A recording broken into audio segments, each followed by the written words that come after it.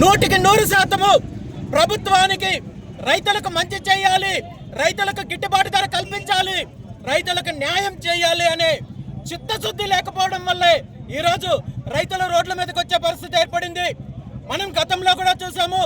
చిత్తూరు జిల్లాలో గతంలో కొన్ని వేల ఎకరాలు చెరుకు పంటను పండిస్తుంటే చెరుకుకి సరైన మద్దతు ధర కల్పించకుండా ఫ్యాక్టరీలను మూసేసే కార్యక్రమము ప్రభుత్వాలు ప్రోత్సహిస్తే ఈరోజు చిత్తూరు జిల్లాలో వేలాది మంది రైతులు ఇదే పంట మీద, మామిడి పంట మీద ఆధారపడుతున్నారు.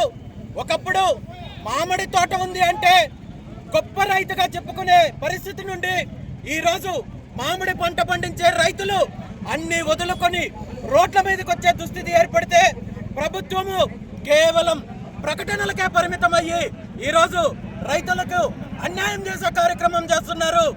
దీని మీదంతా స్పందించాల్సిన ప్రతిపక్ష నాయకుడు ఈరోజు రాష్ట్రంలో చంపుతాం నరుకుతామంటూ రోడ్ల మీదకి వెళ్ళి జనాలను చంపే కార్యక్రమం చేస్తున్నారు.